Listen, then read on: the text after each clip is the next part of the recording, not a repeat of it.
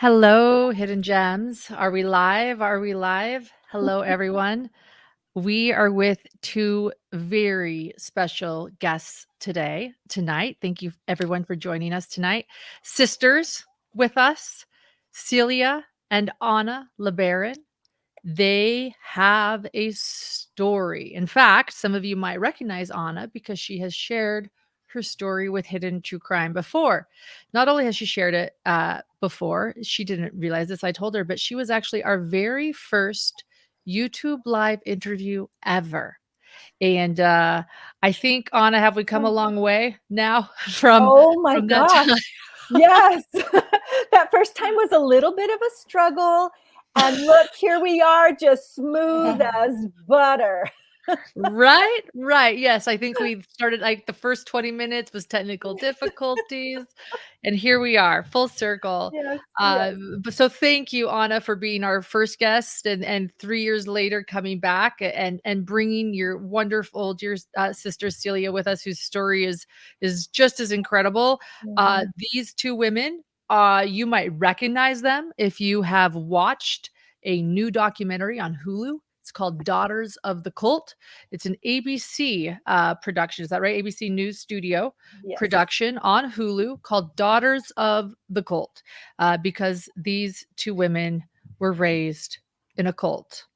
Not just any cult, but laid out a murderous cult.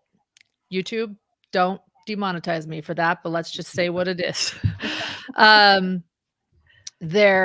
Your father ended up Ervil LeBaron. Many call him the Mormon Manson. He died in prison. But one thing we want to share for those that want, Anna, why don't you, Celia, why don't you hold up Anna's book? Anna has written an incredible book detailing her account called the Polygamist Daughter. Is that the name of it? Yes. The Polygamist Daughter. Polygamist Daughter. The Polygamist Daughter. I want to get the name right. It's an incredible account.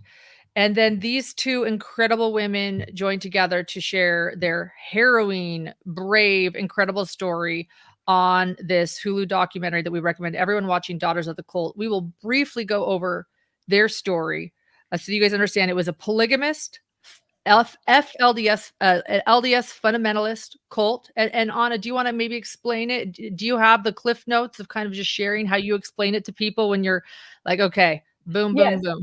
The cliff notes version is the FLDS is Warren Jeff's group.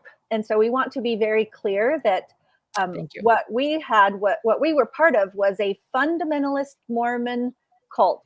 And what we describe as fundamentalist Mormon is those who practice polygamy specifically, and also other original teachings of the prophet Joseph Smith and Brigham Young, as taught in their very prolific writings like the Book of Mormon, the teachings of the prophet Joseph Smith, the Doctrine and Covenants, Pearl of Great Price, and the Journal of Discourses. So those were the original teachings, and people that follow the original teachings are how I describe fundamentalist Mormons. Not to be confused with the mainstream LDS church, the modern day Church of Jesus Christ of Latter-day Saints. Thank you for that clarification. You just keep doing that this whole live, correcting me. I need that, or clarifying. Yes. Thank you. I mean, this is very complicated and complex on 100 levels. And so we watch things that happen, or we see articles online that are just egregious errors all over the place. And we've corrected some and helped correct some. Rolling Stone was one of them that we got to correct. Don't call them out.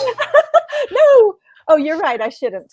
Okay. It's okay. So we've corrected some. Let's edit that out. We're just worried now about correcting Wikipedia. So yes. Can we say that? There you go. Yes. Yeah. You can say that. It's Wikipedia okay. And you know what? A lot of work. A good journalism outlet isn't afraid of being corrected because they want the facts. So don't worry too much. Thank you, Lauren, for that, because I was a little bit worried. No, do not worry about that. Do not worry about that. So, we do want to cover the basis of your story so that everyone's up to date we won't go into detail. Like I said, that's where you can read Anna's book and you can watch the documentary, which we recommend. John and I binge watched it, 5 episodes docuseries. But I'll say what I think a summary is, and then you guys can add or clarify. But these 2 women, Celia, you're the younger sister of Anna. Older. You're older. See, I already boom. I'm like 1 sentence in and I've got it wrong. Maybe you too. That's all right. So they're same parents. You guys are full sisters. Full siblings. Although full siblings, same mom and same dad. Although you have, how many siblings do you both have? We argued about this on the documentary. So I say we have 55 siblings, if you count both my mom's and my dad's.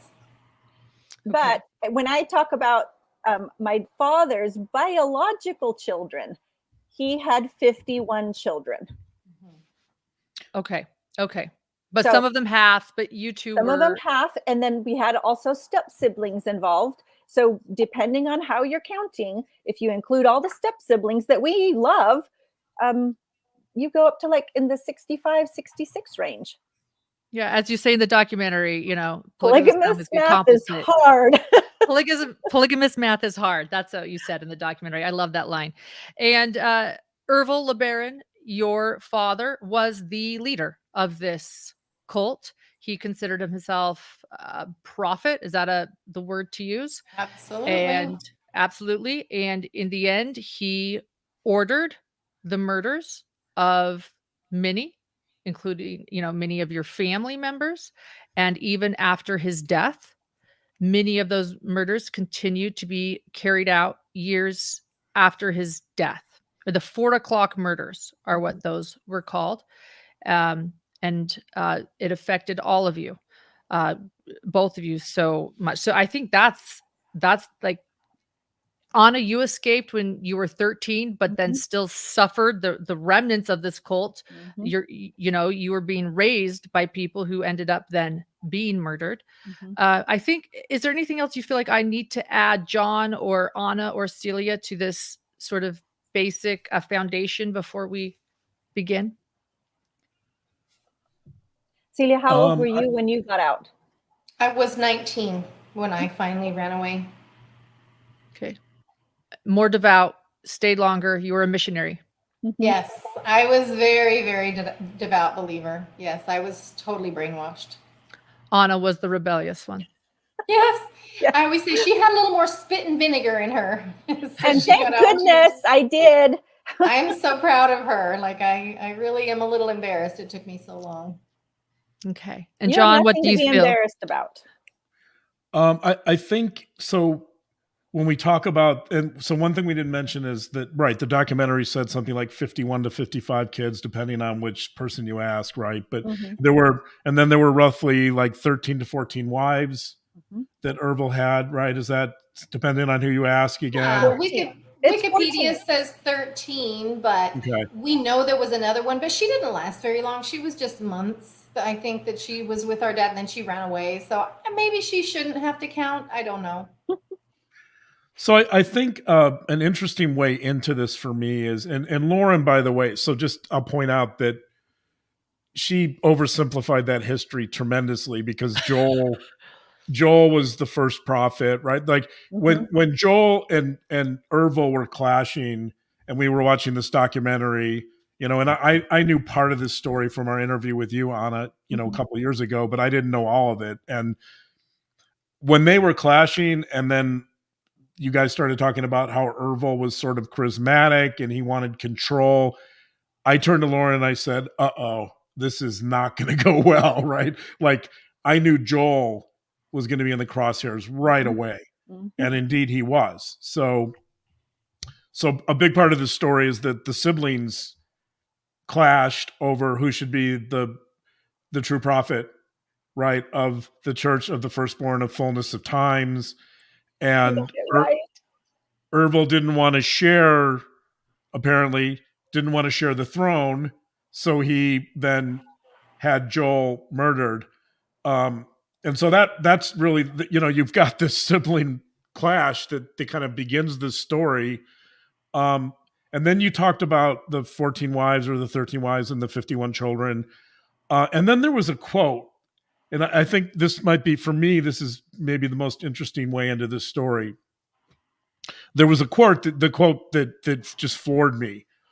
And I think it was you that said it, Anna, but the quote is, referring to the wives and the children, all became pawns to kill. They all, in other words, all the wives and children became pawns to kill. Yeah, we were groomed. That's an incredible, with all these wives and children, that's an incredible statement. I mean, can you guys kind of help us explain what that means and how that worked? Celia, go ahead, because you experienced more of it than I did. Okay, yes. So from a very, very young age, we were taught, that, we read the Old Testament a lot. We read a lot out of the Journal of Discourses where blood atonements and the death penalty for breaking the 10 Commandments was a thing. So I remember from the time I was 6 or 7, learning about Abraham and him being taking Isaac up onto the mountain to sacrifice him to God. This was his innocent child that God ordered him to murder, and being taught in Sunday school that we had to be ready to obey God no matter what he tells us to do, including killing someone. And I mean, this was taught by a sweet little lady who, she was one of my dad's wives. She ended up actually killing for him later. But when we were being taught this, I realize now it was in the backdrop of my dad was actually had already, or around the time that he had committed his first, ordered his first murder. And that was his brother Joel that he ordered the hit upon. So they were trying to justify that and teaching these children. And I remember learning how to shoot from a very young age, how to shoot a gun. And our brothers were taught to shoot, and the women were taught to shoot. And we had such a scattered life and such a scattered group that, depending on where you were, you may have got more instruction that way and more teaching.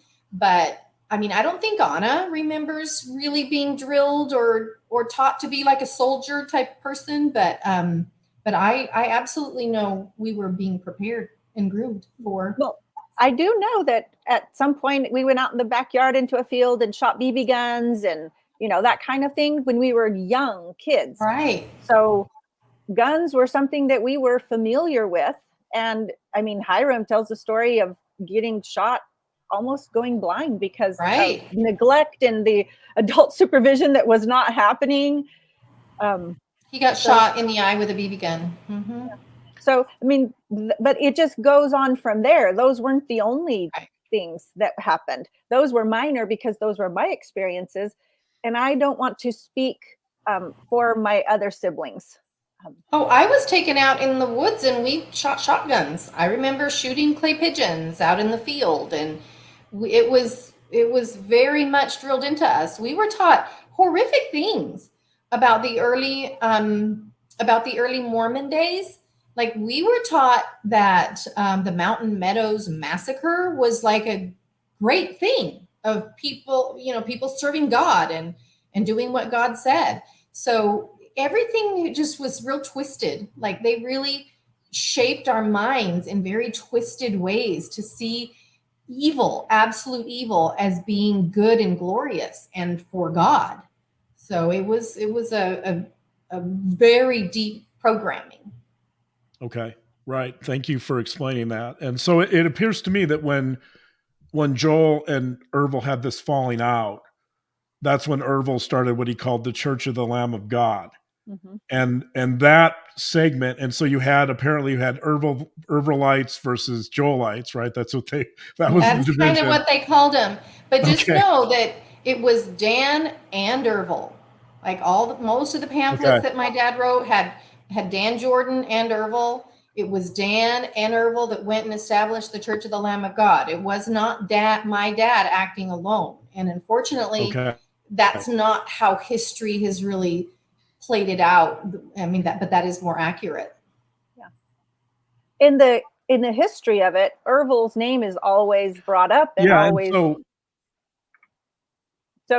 so it's been historically Ervil, but we've wanted to correct the record and say that it was Dan and Ervil, and that happened in the documentary.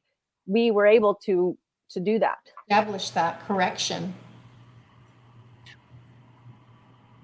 Yeah, and actually that's where I was going to go with that thought, is that when the Church of the Lamb of God began, which was after the split between Joel and Ervil, the term that was used to describe the church was it was a type of militia, right? And that militia, it appeared to me, was largely the result of Dan Jordan.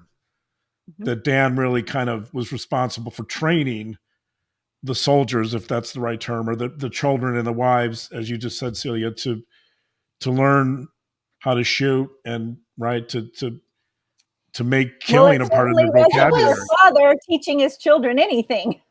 We didn't have much to do with our father, really. We hardly saw him, but that was too young for me. I know that later it was Dan Jordan for me as a teenager. Okay. It was certainly Dan Jordan that was taking us out and teaching us shooting. But back then I was too young. I was only 7 or 8 at the time. So I really can't speak to that accurately. There are some people that I've heard of that said they knew Ervil in his younger days and that he wasn't a violent man. We know for a fact from personal experience that Dan Jordan was a very violent man. So some people say, and I do not know this for a fact, but some people claim that it was Dan's influence upon Ervil. It was certainly the combination of the two that made the Church of the Lamb of God very deadly. Okay, right. That makes sense. And so, but again, it's important. You guys mentioned that it's important to acknowledge the fact that Dan Jordan was a big part of that. He wasn't just someone in the background. Correct. He was the one who actually carried out the first murder against Uncle Joel. And he was the one that taught me he's the one that glorified the Mountain Meadows massacres and the people that used to kill for Joseph Smith and Brigham Young, the Danites or whatever. Danites. Sorry. Yeah, the Danites. So he was the one definitely that programmed me more than my father ever did. But it was when I was a little bit older. But I would say, I can't speak for our older siblings or our much older people that were part of those early days, but they for sure had influence by both Ervil and Dan.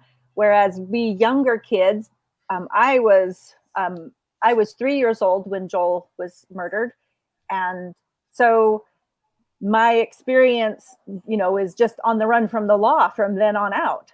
And so I didn't have contact with my dad. But in the years prior to that, my guess is that our older siblings and older people from the cult would have had, some more influence with Ervil and Dan both. Okay. Right. So if we're telling the story somewhat chronologically, and again, I refer people to the documentary Daughters of the Cult for the full story. It took 5 hours to tell it there. We're not going to tell it here. And I was going to say to Lauren, when she said the Cliff Notes, I said, I'm not sure there's Cliff Notes that can summarize this succinctly, or there's probably no elevator pitch here that's going to encapsulate this story, readily. So again, I refer people to your book and to the documentary to get the details. But so it begins with Joel, and so you just mentioned that Dan Jordan was responsible for that. So Joel is murdered, and then where would you go from there? There's the Los Molinos massacre. That seems like the next thing. Like what? Yeah.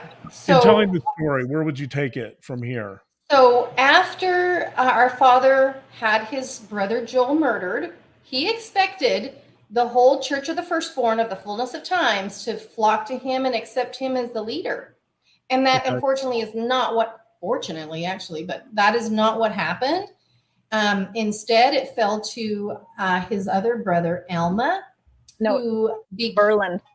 Verlin, who became the next leader of the Church of the Firstborn. And so my father then was on the attack to take him out too, and searched and made many attempts on his life and to try to find him. Like that's what happened with the Los Molinos raid, is they thought that Verlin was in Los Molinos at the time, which he wasn't. So they carried out a terrible, horrific raid on the people in Los Molinos and killed 2 men and wounded many others, and didn't find him. So in an attempt later, should we go on? I mean, he had several attempts where he tried to find his brother Verlin unsuccessfully. Right, including, and again, I'm oversimplifying here dramatically. Please go to the documentary Daughters of the Cult, but including trying to draw him out at the funeral of Rulon Allred, Rulon Allred, yes, that he was another.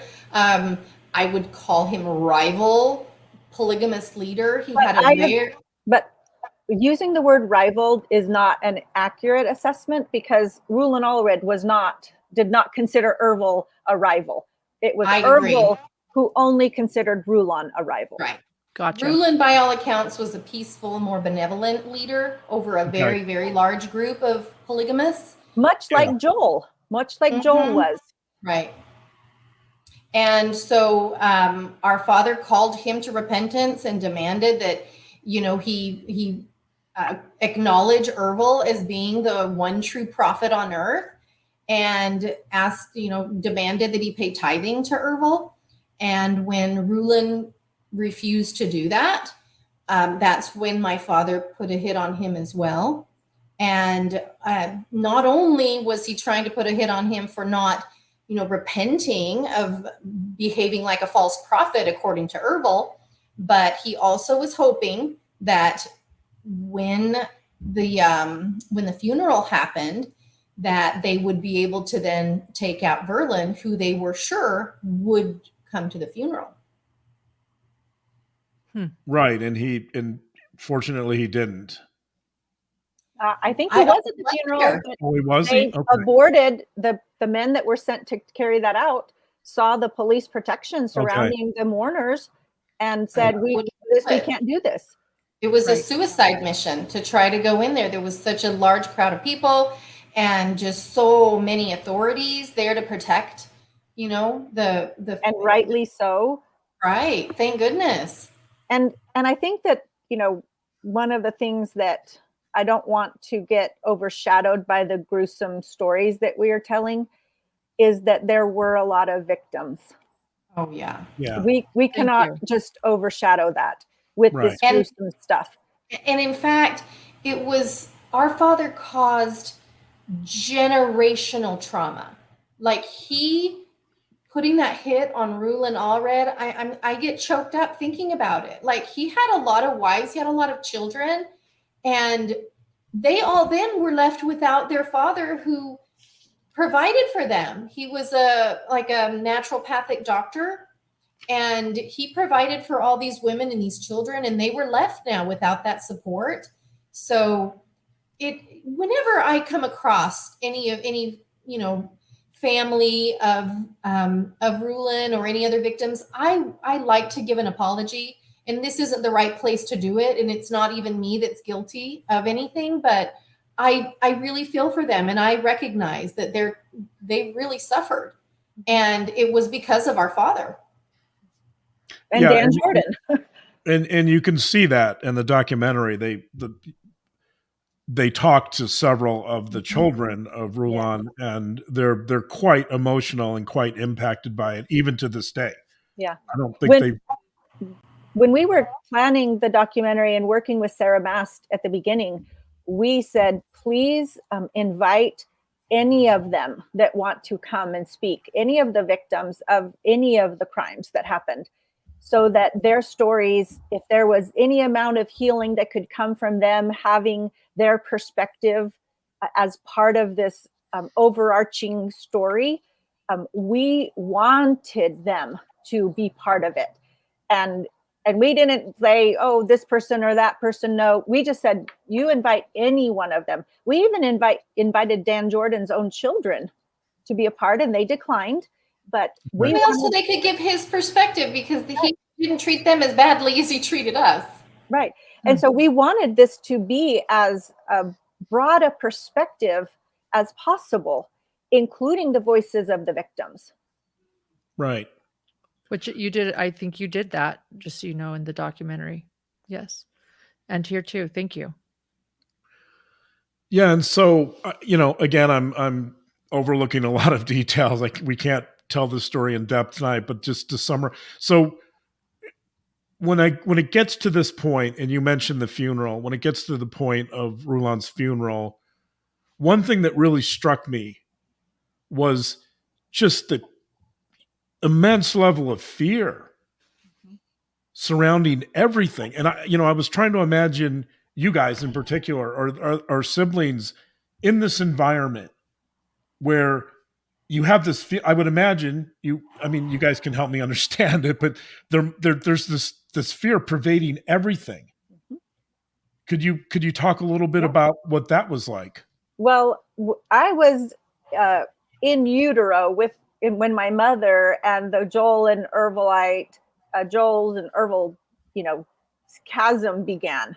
And so I'm imagining all the fear and adrenaline just from that schism happening and all the drama among all the adults. And then that's when I was born. And then, I'm 3 when Joel is killed.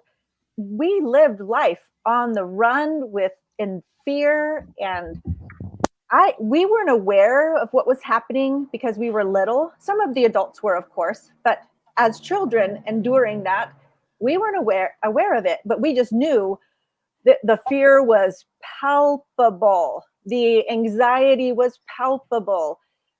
The adults did not have enough presence of mind to care for our basic needs because they were so worried about what was happening among the adults.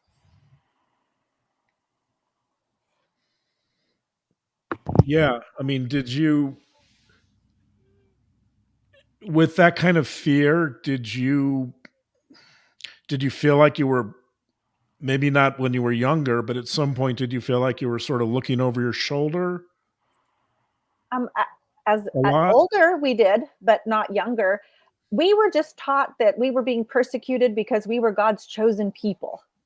I'll be honest, most of my fear was about outsiders, and especially police and authorities. That's where I didn't know the fear was actually coming from within.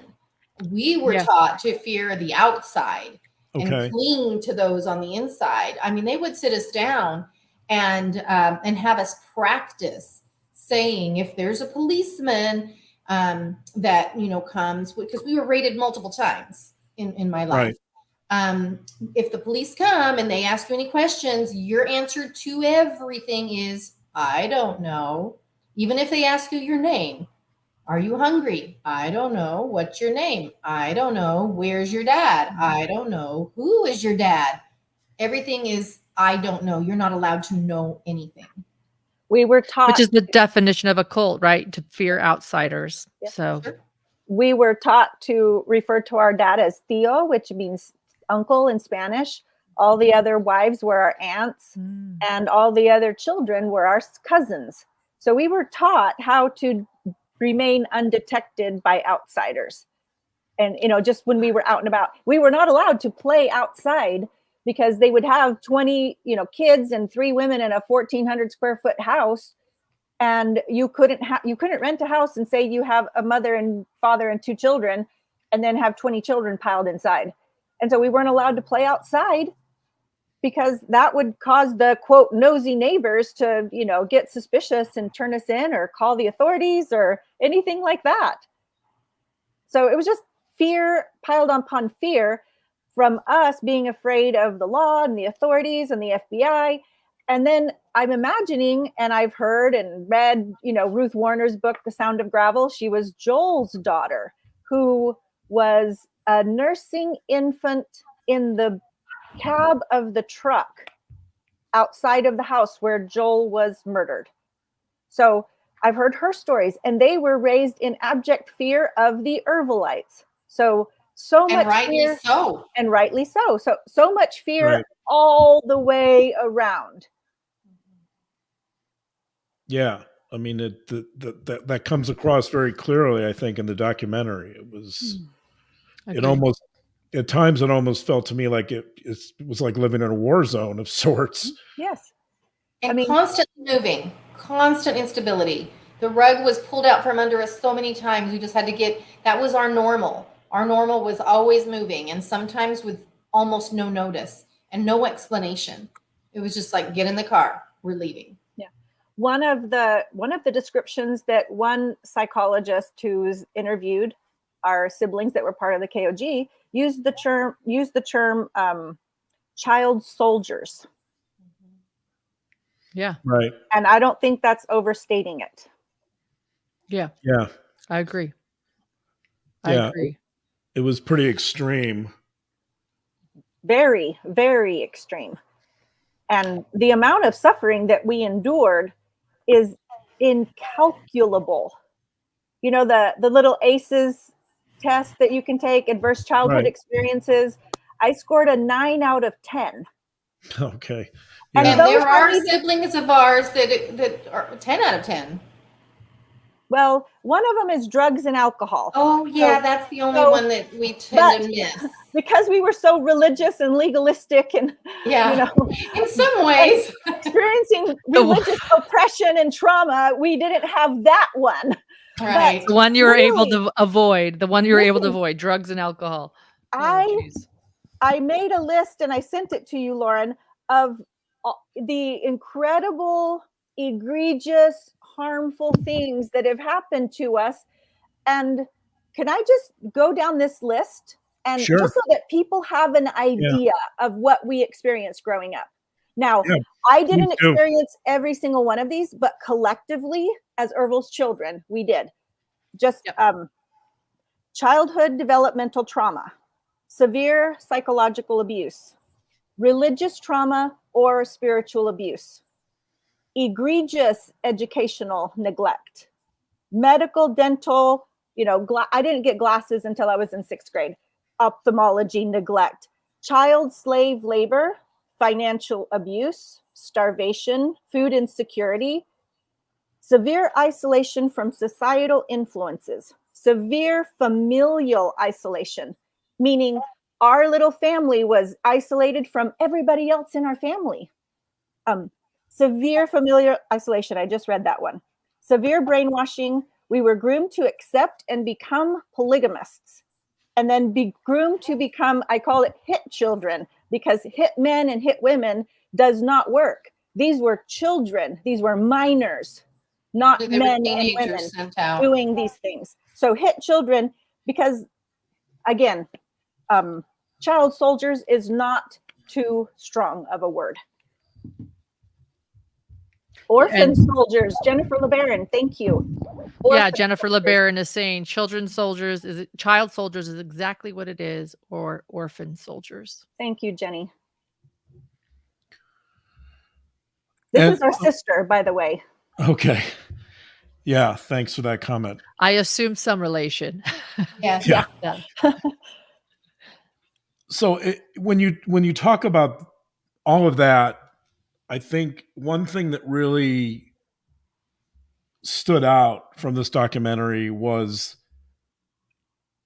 your relationship, the relationship between you two and the sisters, but also the relationships between all the siblings and how close you guys were. Mm-hmm. And it seemed to me that just leaning on each other seemed to be such an important component of this story. And you could see it on the screen, but it wasn't something that was really talked about. So, I think of a story like Hansel and Gretel, they're the fairy tales, right? This goes back to this is fundamental to the human experience, that they're captured by the witch and they save each other because they're so close and they figure out a way to get out, right? And so literature's filled with these types of stories, but you guys lived it. And it seemed to me that those relationships, and especially between you two, I don't know if this is too strong of a term, but it seemed like to some degree that saved you guys. And it certainly was a huge piece of our mental health. Okay. I would say. Yes. Yeah. So could you talk about that a little more? Well, I'm just going to say that I was 2.5 when Anna was born, and I always loved my little baby siblings. And I don't remember when she was born because I'm too young, but I remember when she was, I think she was probably 6 and I was 8. I told her, because we were playing in our little garage bedroom that we had, and I remember telling her that she was my best friend and that we were going to be best friends forever. And Anna, I don't think remembers that, but I vividly remember that, and it was true. And we are still very, I mean, even though we're so different in so many ways, we just are each other's sounding board for almost everything. And we didn't always even get to be together. Right. We were, sometimes shipped off to different places to live in different homes to help different families when we were pretty young. Even Anna was 9 and I was 12 when we were taken to Mexico, and we didn't see each other very much. But I remember when we did get together, it was just such a balm to my soul. Yes. And we weren't allowed to cry about anybody leaving, and we were always like separated. But I just remember when I would get to be with her, how that was good for my heart. And as we got older, Anna ran away when she was just 13, and I didn't get to see her for 3 years. Mm-hmm. And we had to reconnect. And I would say when when I finally ran away and we got back together again, then we became pretty inseparable. Mm-hmm. Even when we were far apart in other countries. Mm-hmm. Because we just, that's, when everything fell apart, we had each other, and it was through mail and it was through phone calls, but that was a real important part of our healing and our coping mechanism, I would say. Don't you want to? Yeah. I mean, we went, after we finally got back together, like you were saying, there we were just moved around like pawns on a chessboard. Literally just here, go there, young children being taken away from their mothers, sent to go work in a warehouse somewhere here and there. My dad had factions of his cult spread throughout the Southwest United States, and all of them were used appliance businesses, and they needed slave labor to make those work. So, boys taken out of school, school in the early days, like 1st, 2nd, and 3rd grade, was free babysitting. But then as soon as you were old enough to get put to work, you were yanked out, especially the boys, and put to work 12-hour days in a warehouse, not heated in the wintertime and not cooled in the summertime. So the amount of separation that happened over and over again, like you would go to sleep at night and there would be certain individuals in the home. And because everybody was wanted, the adults, I mean, people came and left in the middle of the night. So when you woke up, you didn't know who was going to be in the house or who had arrived in the middle of the night and who had left in the middle of the night. And you just had to accept it. You weren't allowed to complain. You weren't allowed to ask. You could not ask who was where. Where did they go? You just accepted it. And whatever was the fact in the morning, when you woke up, you ate your mush and went off to work. Right. And so when we finally got back together, sorry, I just realized what your question was. When we finally got back together, it's like we cherished one another. We treasured the bond that we had. And after the 4 o'clock murders, literally the whole family scattered all over. And everybody was too afraid of anybody to have connections. And Celia was, I think, one of my only sibling connections after those events happened. And those events weren't even something we talked about very much because it was too difficult to talk about it. And so it wasn't until 1995 that I began seeking, I found a professional counselor to talk to. And so 1995 was how many years? 7 years after the 4 o'clock murders when I finally talked to a professional counselor for the very first time and told a stranger our story front to back in an hour. And, Wow. like the first time talking to a stranger. So I said in the front cover of my book, I don't know, Celia, you might want to read the dedication. Like, I'll let you read that, because to me, it encapsulates how I felt about my siblings. It says, to my brothers and sisters, all the sons and daughters of Ervil LeBaron, I'll never get tired of rehashing our stories. It's the best therapy. The stories yet to be lived and told will be the best of all. It's beautiful. And now we do get together. Today. That's what we're living out today. Not just my mom's kids. We do have stuff that we do with them annually, and it's a beautiful thing, and it was represented in the documentary. But I reconnected with the KOG family members, my siblings that were part of the KOG. Kingdom of God. After it completely dissolved in 1991 or the early 90s, it was in 2001. So about 10 years after that I reconnected with the KOG siblings. And I did that with fear and trembling. Not because not because I thought something would happen, but I thought, it did cross my mind that something could happen. But they had been spending their time and being raised by and influenced by Rena, who was Mark's sister, who I knew was a safe person. And so in my mind, I could reconnect with them and begin having relationships with them. And so with our family situation, with all of the gruesome, horrifying stories that we've all lived, when we would get together at first, all we talked about was the past. Right. And it was hard conversations. To not be able to talk about it without trembling. Yeah.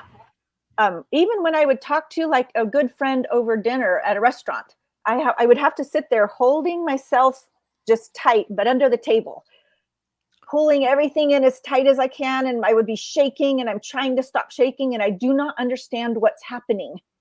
I don't know that that's a trauma response and the adrenaline rush from reliving it in the moment. And I would just shake and tremble, and my jaws would get all locked up, and I could barely talk, telling a safe person my story for the first time. But then with my siblings, we would get together and talk about it. But then there would be fun things that happened too after we all reconnected and the whole thing was over with. And games and the horrible cat puzzle and things like that. Where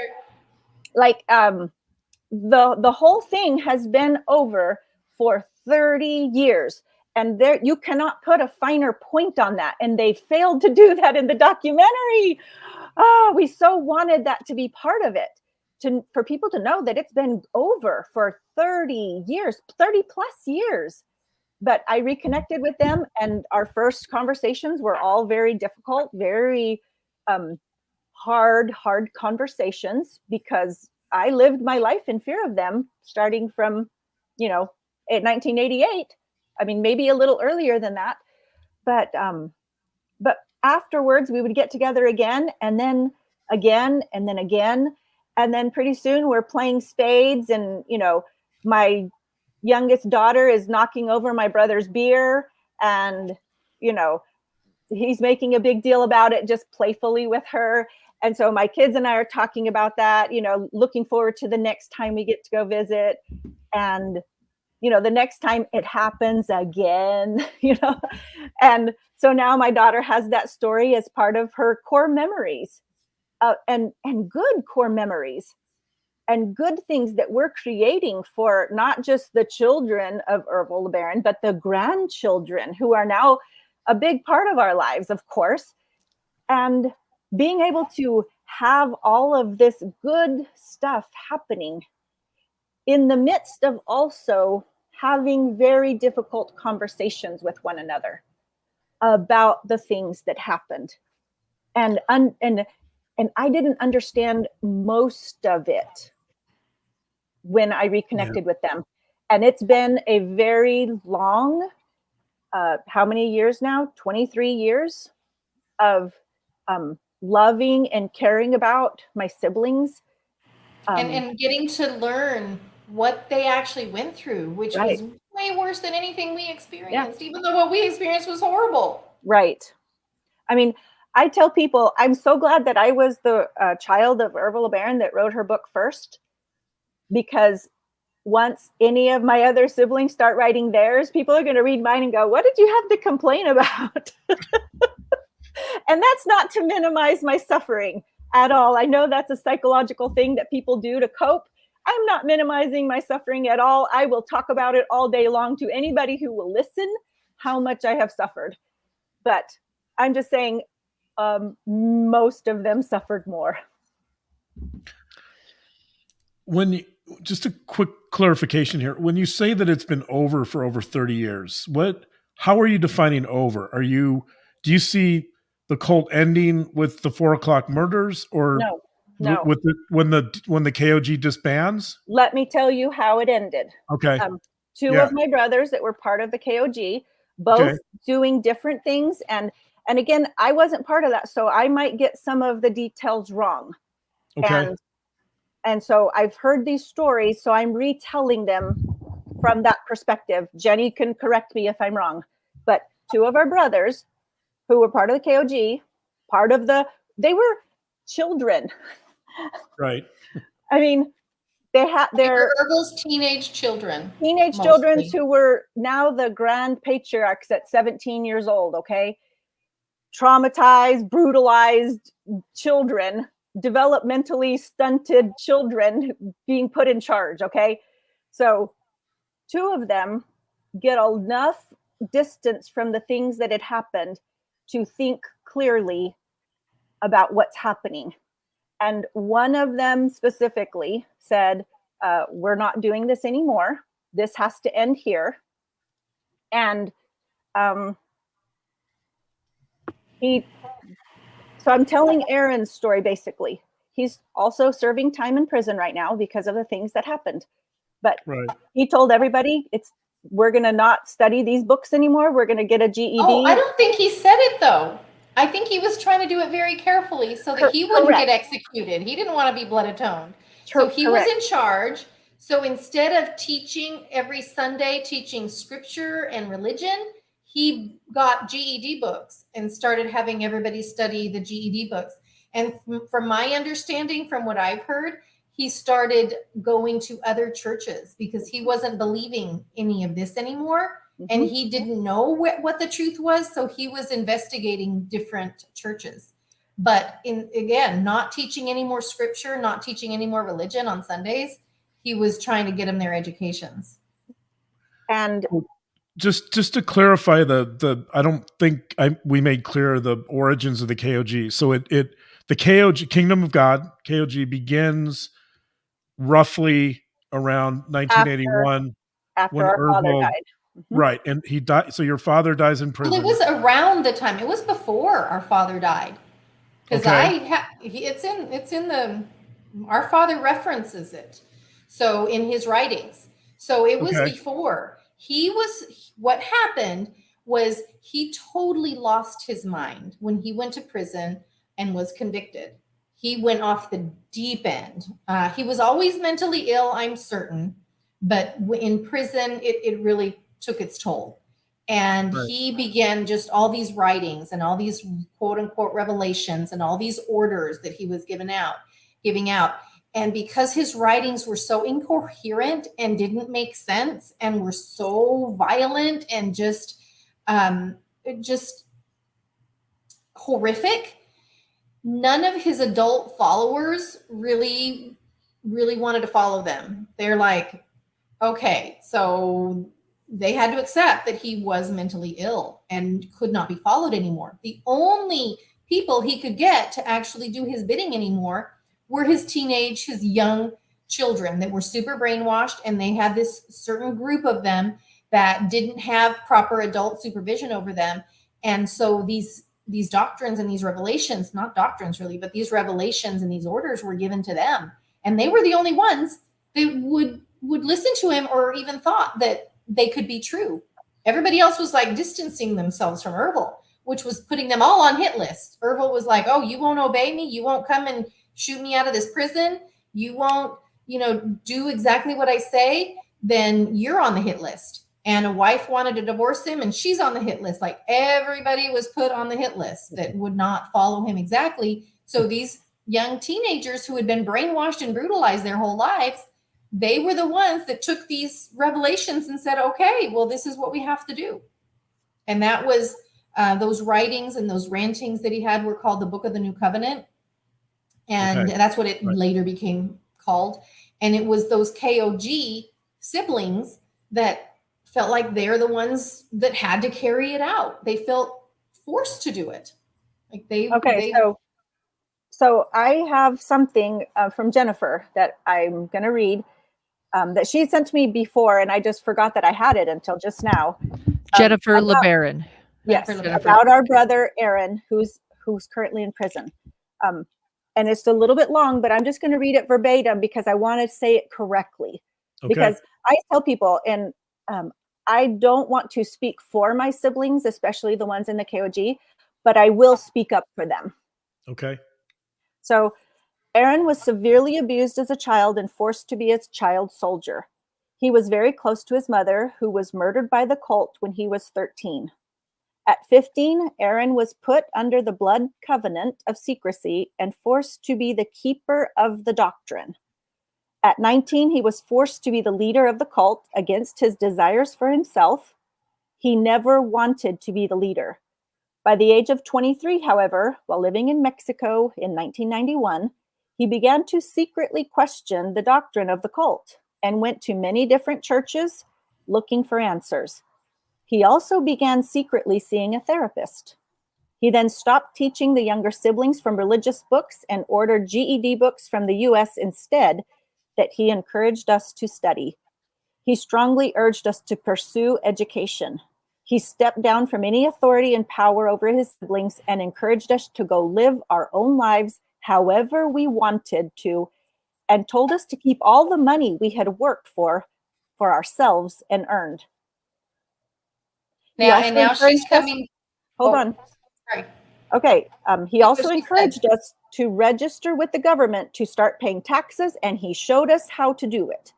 He did all of this to officially end the cult and the violence and to set everyone free. He set the example for us by moving on with his own life, and for a time he worked as an English teacher to business executives. And Anna, do you want to read what Jennifer's saying right there? Right here. Aaron dismantled the KOG in 1992, set us all free. This is one of the stories that is never told. And one reason why it's not told is because it's not my story to tell. But I'm telling it now with permission. Right, but it's a story that has an enormous impact on the LeBaron family culture. Yeah. Mm-hmm. So yeah, that's an important story to tell. I believe it's an important story to tell, and I feel the weight of being the one to say it, because while also saying these things, I know that bringing this back up and bringing it back into the forefront in the media once again is very, very difficult for many, many of my siblings. It's very painful. So while I want to talk about these things that happened and discuss the gruesome things that happened, because it's real and it did happen, also keeping in mind that as we're talking about these things, there are people out there who were victims of these crimes that happened. So what people don't understand is the actual perpetrators were victims themselves, because it was forced upon them. It was brainwashed into them. We did not choose our parents, and we really did not win prizes for the parents that we were given. Like, we got the worst of the worst in so many ways. Yeah. And still, despite all of that, when Ervil's children were mentally capable, had developed their brains, to where they had some freedom of thought, they all turned against it and all of his teachings. Every single one of them did. There's not one single child of Ervil LeBaron who believes he was a prophet. And it's been over 30 years now, since 1992. I'm shaking again. Okay. Yeah, well, I'm thank you for sharing that, first of all. I'm humbled that you're willing to share that with us, and I think it's enormously important and for understanding your family. So thank you. And I feel like I want to give you a minute here are you okay? I think she's seeing a comment from Krista right here, and I want to read it out loud for her. She says, that's an important point. The perpetrators were victims as well, which is something we talk a lot about here on Hidden True Crime. Yeah, I'm saying I never was sent to kill anyone, but the children of Ervil were just his puppets.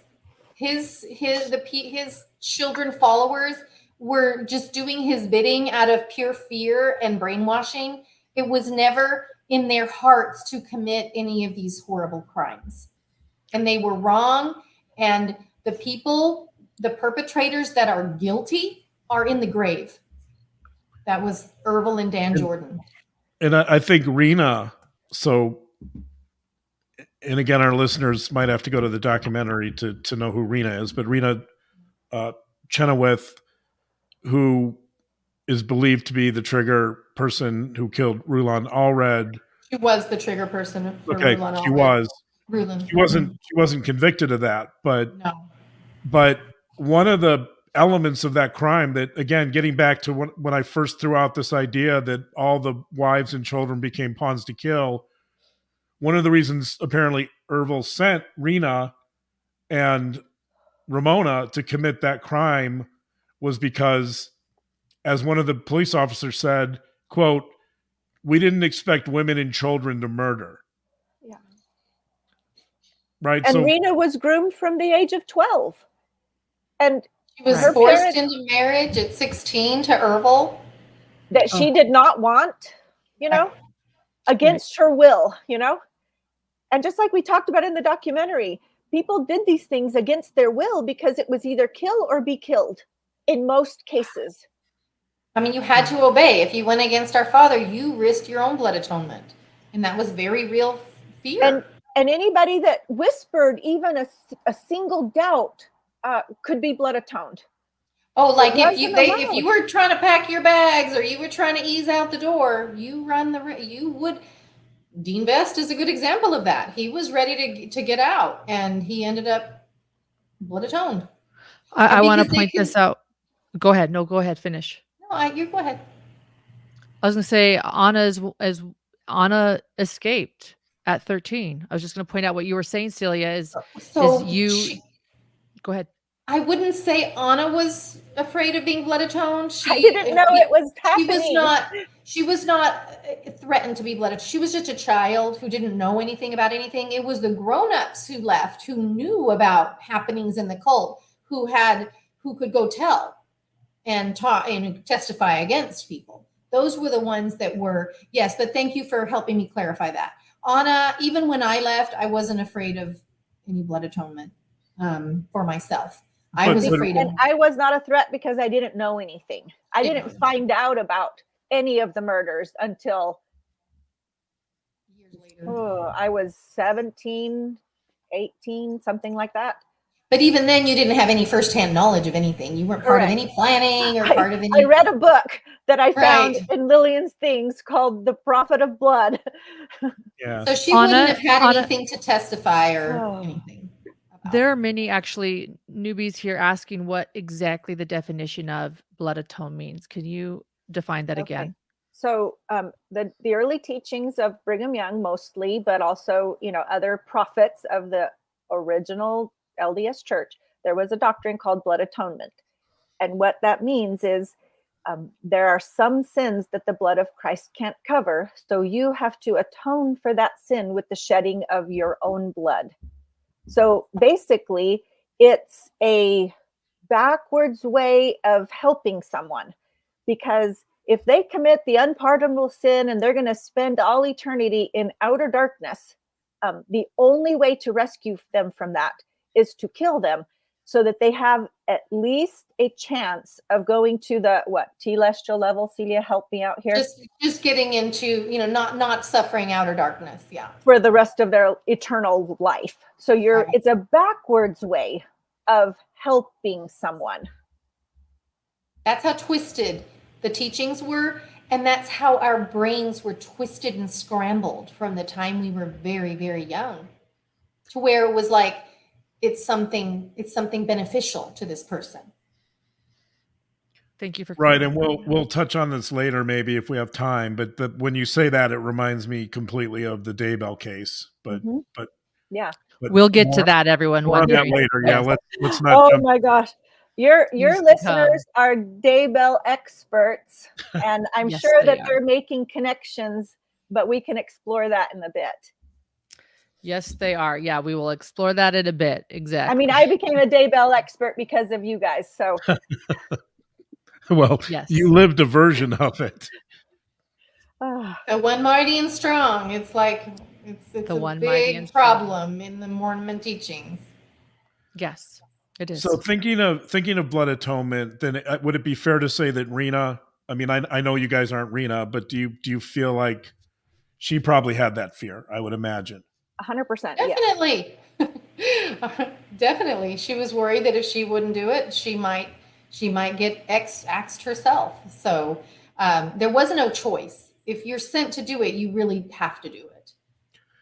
And what have you guys talked to her about? I'm curious what her thoughts or responses are to the documentary. Oh, Celia, I'll let you take that one. She was.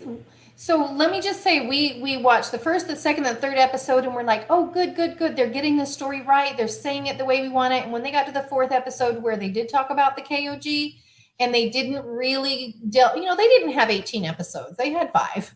So, we have to give them some, room for that.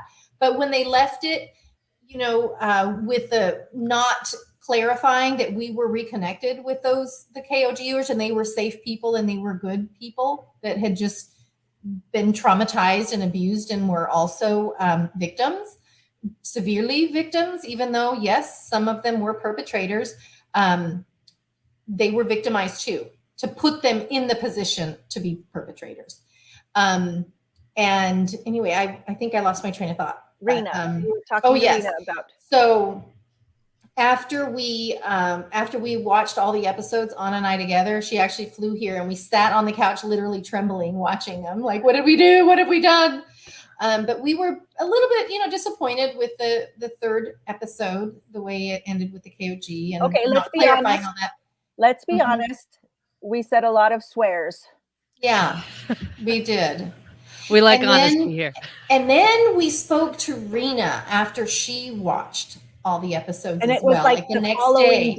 Yeah. Yes. Okay. And she said, "You guys, you did a really good thing. This is the best Ervil's children have ever been depicted by the media. Oh. So this is going to make a difference. It wasn't exactly perfect, but we knew that going into it. We weren't the editors, so we had to just say our truth and then hope that it got edited, and in a positive. The other piece of this is that we did not have anyone from the KOG who was willing to participate in the documentary for good reason. Right. Like, that opens up a whole thing for them and their siblings and their the traumas trauma and pain that they do not want to relive. And so even though we invited them, of course they said no. And so that was that. If we would have had one of those voices, maybe they could have changed the arc of the 5 or maybe episodes. They would have given more time for that episode. Yeah. But what Jennifer said right there at the bottom, Anna. Once Aaron ended the cult, Rena helped all us kids go to school and supported us going to college. She helped our transition into our new lives. She was one of our heroes, and we love her. So Rena really, she was very kind to us. She just poured love on us and said, what you did was a good thing here, even though we were like, oh no, it wasn't all perfect. It just made us feel a lot better. And we had some good talks to Rena, and she even said to us, you know, how sorry she is for any part that she took, any part she played in the Rule and Allred death. Like, she feels for the family, and she understands that it caused a lot of generational trauma. I mean, we know that there are people who see her from a different perspective and a different lens because of the harm that was caused to their family, their loved ones, their friends. But the lens that we see her through is who she became after she was able to think for herself. And that person is a person that if you met her today and you didn't know anything about her history and you knew what she had been about for the last 30 years, you would say, love this is a her. good human. You would love her. Right. She has volunteered monthly at an organization that helps people who are going through severe difficulties. Since 2007, one weekend a month, she has volunteered with this organization to help people that overcome trauma, overcome all these kinds of things. Since 2007, she has devoted her life she has devoted her life to helping people, and she was very instrumental in getting the ones from the KOG who were left behind after all the adults were arrested and put in prison. Like, there was kids. These are like, she's on the top of the hit list. Like, there's always talk of this hit list. It's not really a list. And she's like, well, I need to go help these kids. I need to get Ervil's children out of this horrible situation. And he had grandchildren too by then. Yeah. And everybody else is like, well, we don't want anything part of that. They're scary. And we're not even on the hit list. She is. And she's still like, she wrote her book. And I had a conversation with her before she wrote her book. She actually gave me credit in her book for helping her with some details, which I don't think I was that helpful. But anyway, I'm in her book and for that. But we had a long conversation, and she wanted to write her book, so because she wasn't a wealthy woman, and she wanted to get funds to help bring those kids out of Mexico and help them get their lives going in the U.S. To basically rescue them out of this horrible situation, impoverished situation that they were left in. And we're all like, well, we don't want any part of that. We don't want to have anything to do with them. And again, she's like on the top of the hit list, and she's still like, no, I'm going to help them. Anyway, she didn't end up making any money on the book because of a suit. The Allred family, anyway, they sued her for any money she made on the book, which I understand that. I can't blame them for that. No, absolutely not. But she ended up helping him anyway. Like, she still got him out of there. She had a property out, kind of a rural property. She put trailers on it and brought some of those kids back. And those kids ended up, some of them she helped more than others, but a lot of them ended up, being able to get their papers in order, get their names straightened out, get their identities set up as Americans, and because they had none of that. And then some of them have very good degrees now because of all that help that she gave. Like, and there's some misconceptions about Rena that are on the internet that, right, she's a wealthy woman and this and that and the other. She is almost 70, did she say? 60? She's 65. 65. Oh, sorry if she listens. She's lived the past 25 years in a double wide trailer, very drives modest a 7-year-old car, right, and works every day a manual labor job.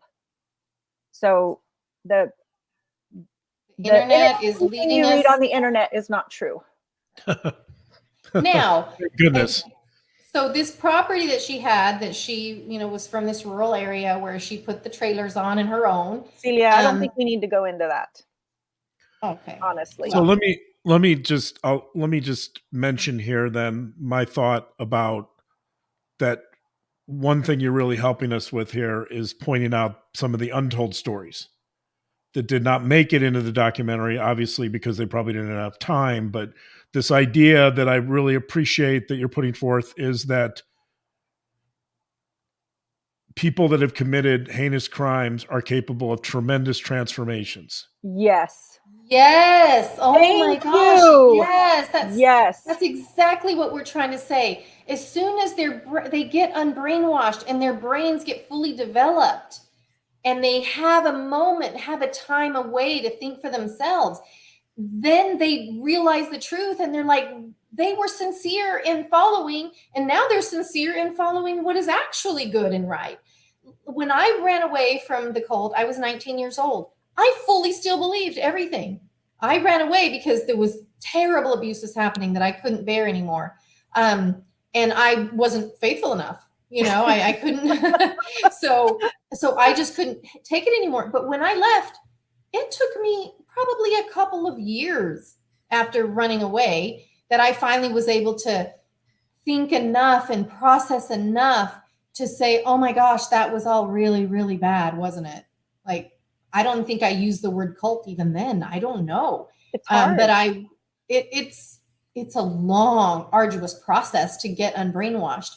So those boys, my brothers who were so unbrainwashed so quickly, I mean, they're just way more intelligent than me, but they were able to see it so much more clearly and with so much conviction that they actually, made a huge transformation in their lives. I just am in awe. Like, I don't know how they did it because of my own personal experience, how much it took for me to actually see the real truth.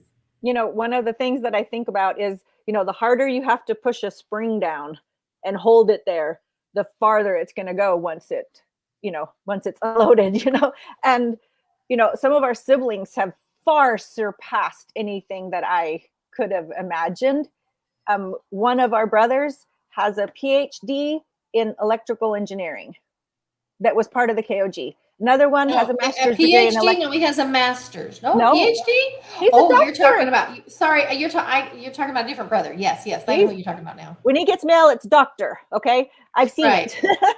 And we have a sister that graduated from Cornell. Yes, yes, and who's now getting a master's at the University of Texas. And another sister, I won't say her name, but I'll let her talk if she wants to, who has a bachelor's degree and also taught at the University of Texas, and she taught conflict resolution. Like, I want to just brag on my siblings because 30 years ago, things completely disbanded. They got unbrainwashed and completely changed their lives and turned them around. And for 30 years, they've been making us proud. I'm so proud of my family today. We've decided that Ervil doesn't get the last word on what it means to be a LeBaron. Right. Yeah, that's so important. Should we tell him my little tidbit? Let's tell him your news. You see right here where it says Celia LeBaron? Well, I hid behind I've been divorced since 2009, but I have hid behind, Anna accused me anyway, of hiding behind my ex-husband's last name for all these years because I didn't want to be known as a LeBaron. I didn't want to be associated with my dad and all his atrocities. And I am finally now with the documentary and speaking out, I finally legally changed my name to LeBaron again to stand in solidarity with my siblings. So here's the thing, what happened, because she's not telling the story right. Oh, okay. We sat and watched that documentary, Fear and Trembling, but you had already made the appointment with an attorney to meet the next morning and legally change her name back to LeBaron. Yes. And Anna was with me because she flew here from where she lives. She flew here to watch the documentary with me. So I got to stand with her in the courtroom while she changed her name back to LeBaron. And I'm just proud of you, Celia, for everything that you have overcome, because the secrecy of the way that you did not want anybody saying a whisper of anything. On social media, I remember I was so strict about it. Don't you say anything about polygamy or, our dad or anything, or I'm just gonna have to unfriend you because I can't have people know in my community that that's where I'm from. And so she did that for many, many years. And now she credits me for like because I asked her if I could use her real name in my book. Because if you read my book and you watch the documentary, some of the names aren't going to line up, because when my book was published in 2017, I wanted to be very sensitive to my siblings, and not use their real name if that wasn't something they wanted. And so many of them didn't. So I changed a lot of names. So she came to me very hesitantly and was like, you can just think about it. You don't have to tell me right away. I just want you to consider if I can, you're a big part of my book. I'd really like to use your real name. If you're okay with it, just let me know. And I was immediately like 100%, you can use my real name. I did say, don't use my last name that I was using at the time, like my ex-husband's last name. I said, don't use my last name, but use my first name. That was just dipping my toe in the water to that possibility of people knowing. And she just carried me along, and I dipped my toe. And then she started taking me to book clubs, and we started talking about, the history, and I got used to talking about it more and more. So yes, and Anna was the one that reconnected us all with not all of us, but those of us that were open to it, to the KOG. She's really been a really healing part of our story, of our family story. I feel like in a lot of ways I've been a bridge builder and a peacemaker. Absolutely. Yeah, as long as we're talking about this, the one of the questions raised near the very end of the docuseries, was exactly the question you guys are talking about, and that is, what does it mean to be a LeBaron? Right? And that was never really, you guys really didn't answer that question. So I mean, you're talking about it now, but what do you feel like there's still some stigma associated with that, or do you feel like definitely. You guys? Okay. The stigma isn't coming from us and our actions for the last 30 years. The stigma is the media who sensationalize and demonize Ervil LeBaron's children. Like, when they broad stroke that and include all of Ervil's children, I'm a bloodthirsty killer, according to the media. And that was one of the things that we wanted to dispel with this documentary, that I don't think happened as much as I wanted it to be, like a nail in the coffin of that narrative that we're bloodthirsty killers. We're not. That was not in us from birth. The first words out of my mouth after the title sequence comes on, we were born good. And I believe that with my whole heart. And we are now good still. Goodness was in us all along. We're born innocent. Our brains were just twisted and scrambled with all that fake religion. We were oppressed. We were, kept apart from reality. We just had our own alternate reality that we lived. But once we were able to have the chance to get out of that, by and far, Ervil's children have done good. What did she say? Anna has been an incredible bridge builder in our family, and it's been so amazing to be so close to her again these past 20 plus years. Yeah. Yes. Anna does get a lot of credit for that, I would say. And just even us doing this documentary, it's because of her book. So she is really paving the way for us to have a different narrative about our family and who LeBarons really are. And they're not just bloodthirsty killers. They were brainwashed children, and resilience is a really good way to describe Ervil's children. They have overcome unbelievable odds to try to make good lives again for themselves. When everything gets stacked up and then you pile on the brainwashing, once the brainwashing was over and undone, we were all left with a lot of things that we had to overcome. Like, the deck was stacked against us trying to have any kind of normalcy after 1992. The deck was stacked against us, but the brainwashing was over. And that meant that the violence was over, done. And you cannot put a finer point on it. There's been none of that since 1992. And for the media to go on and on and on and on and on about it, and like really demonizing those kids, like especially the ones that were part of the KOG, demonizing them, and they can't get out from under that.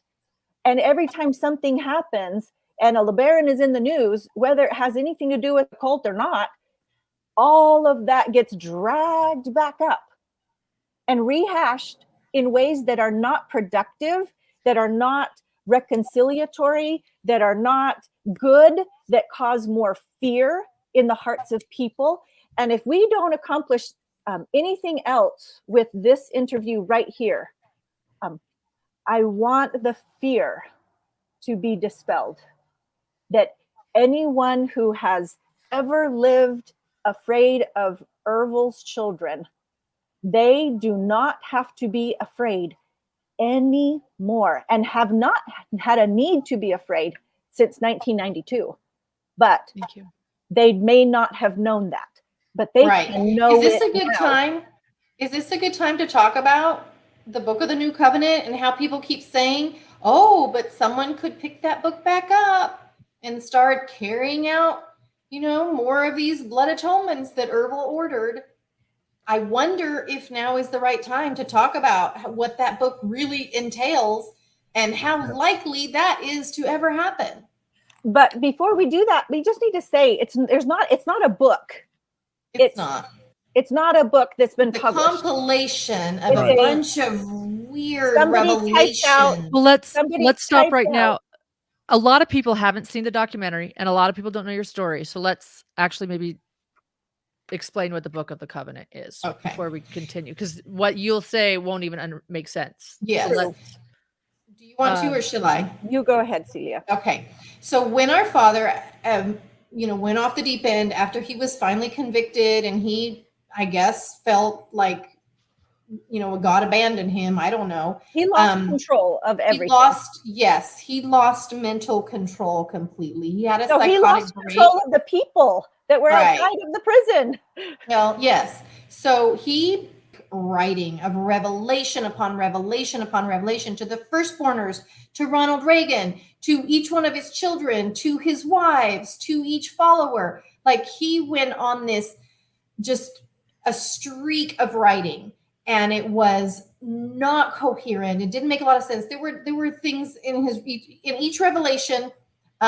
Somebody took it and compiled it into a book of sorts, and it got the name of the Book of the New Covenant. Some people are thinking, oh, this is like some kind, they're imagining that it's some kind of coherent scripture or something.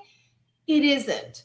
When you read the Book of the New Covenant, it is literally the rantings of a desperate madman who knows he's lost control and is trying desperately to gain control back by making promises to the warden and promises to the inmates and to the President of the United States. Yeah. Celia, but also we'd say rantings of a madman because that is just a way to say things, but it's really somebody who's just very mentally ill. And he was he was in desperation, trying to get a hold of things again. Now, he was never diagnosed with anything, so we can't diagnose him. But, when you read them, people who are trained in these things understand what they're looking at more than somebody like you and me reading this going, oh my gosh, this is just so weird. And, Hiram trying to read it on the documentary was like, I just can't read this anymore. Just me even trying to read it today to get some excerpts from it that we could use for this podcast was horrifying. Like, it's something nobody's going to ever pick that up and say, yes, this looks like doctrine. Something we should follow and adhere to. And like, it doesn't even make sense for the most part. Right. Yeah. But then you have his earlier writings where, even though it was horrible doctrine that he's and we just call it bullshit doctrine, please. Thank you. Let's do that. Okay, so it was coherent. He's writing these pamphlets in the early 1970s, 60s, 70s, writing pamphlets about the way he believes and stuff. He said the 10 Commandments was the civil law of God on earth. So anyway, and the first commandment is about, serving God. So it's like, it's not civil at all, but that's what he called it. So when you compare his earlier writings from 1972 or so with the writings from when he was imprisoned and convicted, the difference is incredibly obvious that he was not in his right mind when he wrote those things. Yeah. So on that note, you guys sent some of his writings. So just to be clear, none of these are published. Is that accurate? No, it's not on the internet. There's no place people can go and find it. The original ones are. The ones. Really? Celia? The 1972, you sent the original ones from 1972, not the ones from prison. Okay. That's what I'm talking about. Thank you. Okay, let's be very clear because that's what I said. The original ones. Okay. I thought you meant all like the original of this. No, the original ones from 1972. We're in agreement. We're in agreement. Let's be super clear. Yes. The other ones are not. It's just copies. See, right in this moment, it's clear that you guys are siblings. And I appreciate that. So I appreciate the reality of you being, you're not perfect siblings, and I love it. So thank you. Hardly. But we love Talking about myself. We do love each other. You're the first ones to admit we are imperfect. With my whole heart, Celia. Yes, of course. So go ahead, John. So before I read this, and you mentioned diagnoses just briefly. I'm not going to approach that, but I'm sure some of our viewers are curious what my thoughts are on Ervil's mental health. As are we. I am curious what your thoughts are about that. I can't diagnose. I've never met him. Obviously it wouldn't be ethical. Never will. When I was watching the documentary, I wrote down I scribbled a few notes in the margin, and I put some of these words, and I guess our viewers can make of these words what they want. But I did see a lot of paranoia, and of course that's not a diagnosis, but there was a great deal of paranoia. I think there was kind of a manic quality. A manic quality might be associated with something like bipolar, but I don't know. It clearly, like his excessive writing, and he seemed to have this abundance of energy and so I just wrote down that it seemed like there was kind of a manic quality that might be associated with bipolar.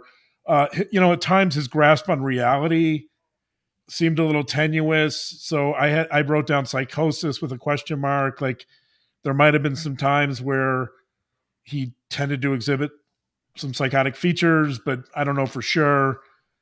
He did seem, at least in his writings, he did seem to have a certain element of obsessive compulsive qualities that he was, and again, maybe that was more of a manic issue, but he definitely seemed to be somewhat obsessive compulsive about some of his work and his writings, and he would stay up all night. But again, that might overlap with some of the mania.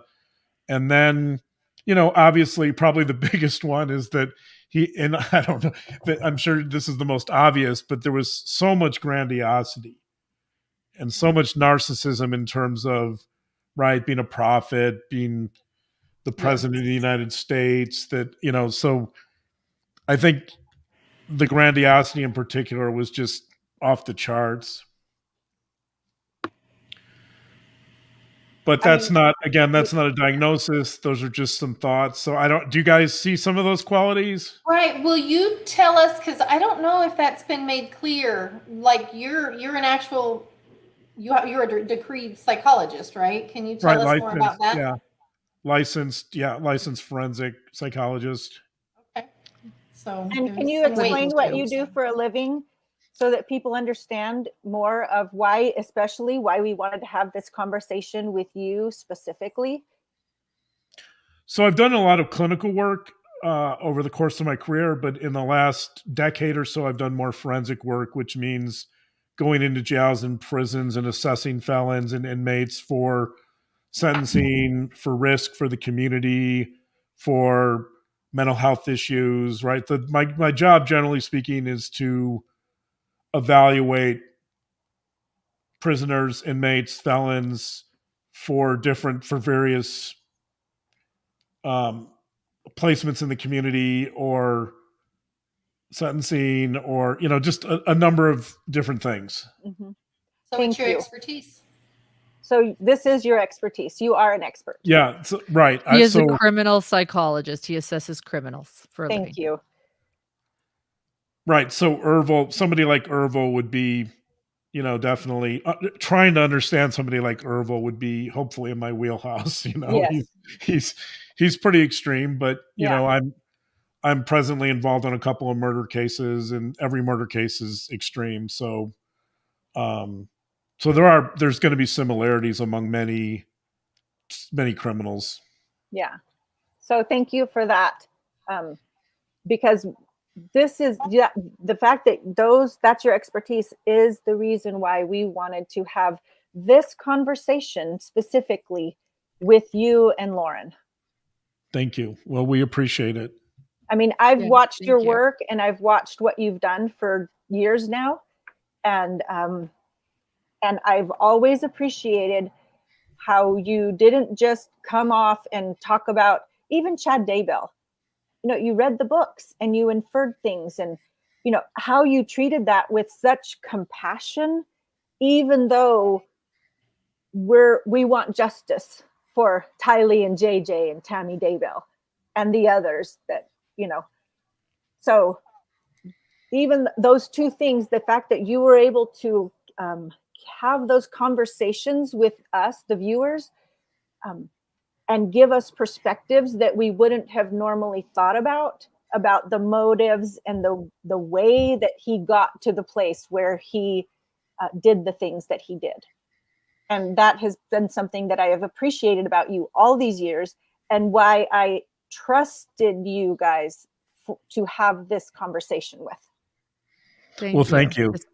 Thank Anna you. reached out. Yeah. And then I reached out. And this is still Anna's number. Yeah. Yes. I'm flattered, and I'm very grateful that you guys decided to join us tonight. So I'm not sure that anybody else could have helped us talk about all these things in this reparative way that hopefully will bring good for our family and for the victims and for everyone that has been affected by the life of Ervil LeBaron and Dan Jordan. And that's the only reason we do this. This is the only reason we want to come on here and do this and take all this time and use all this emotional energy is to try to set the record straight and to try to help our family and to help people understand what happened to cause Ervil's children to do the things that they did. And it was never because they wanted to. Yeah. And you mentioned having compassion for Chad Daybell, which is true. I actually, it's interesting because Lauren and I were talking earlier, and I said, if we really want to understand Ervil and his story, we really probably have to go back to some of his upbringing and his four brothers and his father. I mean, we can go into that a little bit. I think that having a brief overview of some of those things would be helpful in this case. In the early 1900s, the Mormon Church decided that the Church of Jesus Christ of Latter-day Saints disavowed polygamy in 1890, and some of those who were continuing to practice left the United States and went to Mexico, and our grandfather was one of them. And so Ervil was conceived on the trip to Mexico and was the first of those children born there. And so in the early times of that time, he was a polygamist, and then when the LDS Church disavowed it again in 19 whatever it was, like because for sure they didn't really disavow it, they just publicly disavowed it, but they actually sometimes sent people to go continue the practice in Mexico and in Canada. And that was our family. So when the church decided that it was for sure over now, there were people who in the colonies down in Mexico who said, okay, we're not going to do this anymore. But our grandfather was one who said he was going to continue. And there was a lot of ostracization. How do you say that word? Ostracized. They were ostracized and bullied because they were still practicing polygamy. And so his earliest days, one, isolated down in a colony compound down in Mexico, bullied because his father's not going to renounce the doctrine of polygamy. And then, growing up in that. And then eventually, Ervil and Joel went and served a mission for the Church of Jesus Christ of Latter-day Saints. And because he was teaching polygamy, which was the original teachings, they were removed from their mission abruptly and again excommunicated from the LDS Church, which they were trying to, and this is like in the 1950s. So I don't know what year it was. I'm just and there's one thing I want to clarify too: the early teachings of the Church of Jesus Christ of Latter-day Saints actually forbid the changing of that doctrine. So they knew it couldn't change, that it had to be the true church. They had to continue teaching polygamy. It's very baked into the religion. And so all of that was his upbringing. And all of this extreme, like bullying.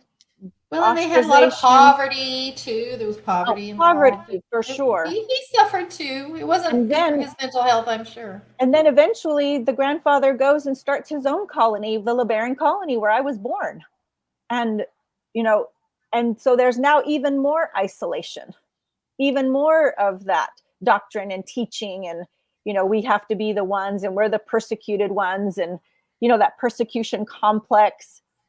All of that was a part of his upbringing. So I think that's a better idea of where some of these things originated from. Right. Yeah. Thanks for sharing that. I think that's an important part of the story. And when you say grandfather, you're talking about Alma, I assume, right? Mm-hmm. That was Alma Ervil's father. Okay. Yeah. Yes. What do you know anything about his relationship with Ervil? Was his Alma? dad? Yeah, Alma. Was he? I don't really know much. I know that he was very close with his brother Joel. I think they were best friends growing up. They were very close in age. Joel wanted to go serve a mission, but he wouldn't go without Ervil. And Ervil was a minor, so he was one of the youngest ever of the LDS Church to go and serve a mission because they approved him to go with Joel. Well, that gives us a broad overview of Ervil's upbringing, and I think that's very helpful. So thanks for sharing that. So should we get into some of the? As far as I know, is this going to be the first time that somebody has read this much of his writing publicly? I think so. Well, I mean, they showed little snippets of it in the documentary. In the documentary, very little sentences only. We want this to be a little bit more extensive, so that we want to ease people's minds, so that they understand that this is nothing to be afraid of. I mean, so I'm going to read so the first one apparently was published. It's called The Law of Liberty. It was published in 1972. So this would have been roughly 8 or 9 years before the prison writings. Yes. Right. This was before Joel was killed even. Okay. So this is the beginning of like the third paragraph of the stuff you sent me. And so, quote, "No man has a natural right to citizenship in a free nation, and hence a right to enjoy the fruits of liberty, who is not willing to obtain a basic knowledge of the laws and principles of liberty of the functions of legitimate government and of the basic civil duties that are essential to make true liberty a reality, unquote. So the reason I chose this sentence is because it's coherent, right? It's a complex sentence.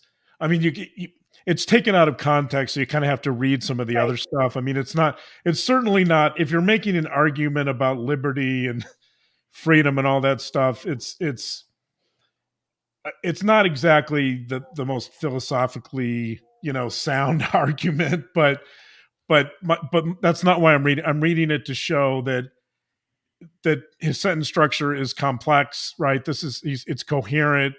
It makes sense. He doesn't define liberty well, but that's it was a bullshit religion he was teaching. So yeah. But he did make he could put together coherent information. Right.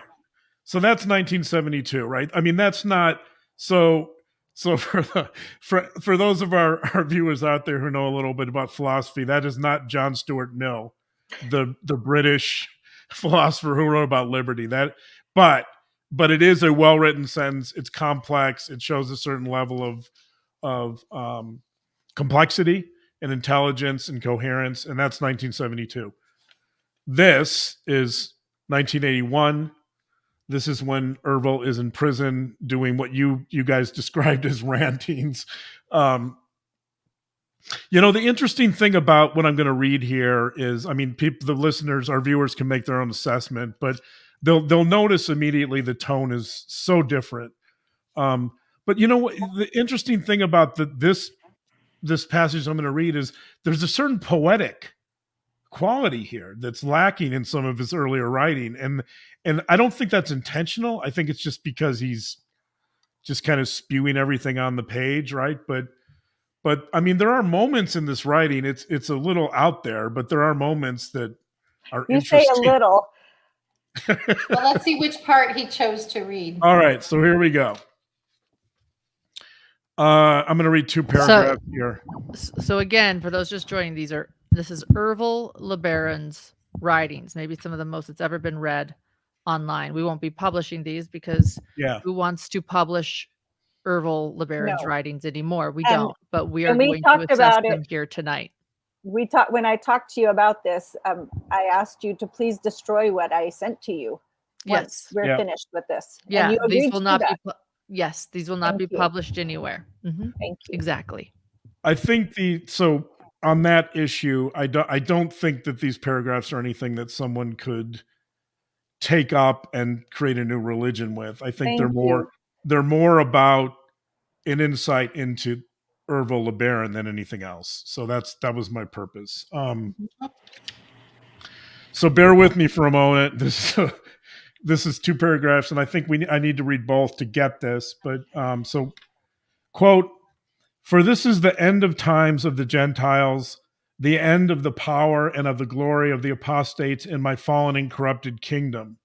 For this is the end of the world, when all things will melt before me with awesome and fervent heat, even the heat of my marvelous spirit, which is being poured out onto the earth, and through my most humble and obedient and awesome and wonderful servant, my great and most wonderful patriarch and obedient prophet and seer and revelator." That's the first paragraph. Second paragraph continues, "For now I am going to reveal all the great and wonderful mysteries of my great and glorious kingdom to all mankind through my servant, Ervil M. LeBaron, even my most humble and dedicated and graceful and wholly purified and sanctified and glorified and wholly dignified and most graciously and fully and wonderfully blessed, even to the fullest extent of his great and extensive capacity at this beautiful and most excellent time schedule." Did you guys get that? I mean, he was pretty desperate at that time, and he was trying to keep a hold of his own insecurities. I think I mean, I know it's ridiculous, but it's still, it's sad. He was so severely mentally ill. I mean, that's my take on it. I know I'm not a therapist or a psychologist, but I think the reason I chose this passage is because, I mean, he's obviously the grandiosity of saying that his servant Ervil LeBaron is going to, give us the word of God, right? He's speaking as if he's God, essentially. He did, yes. And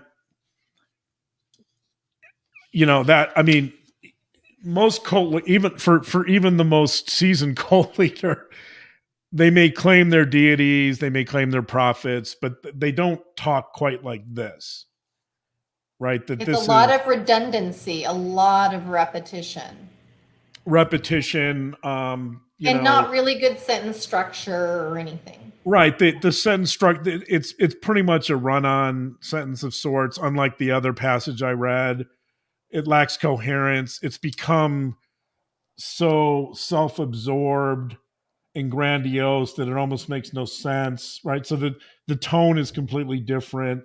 Clearly this is a very different presentation than the other passage, but I so it's easy to see. You guys talked about how that his children were seeing that in prison he was, the term we would use is decompensating. In other words, like his ego was starting to fall apart, that he wasn't able to maintain sort of an integrated self, an integrated sense of himself.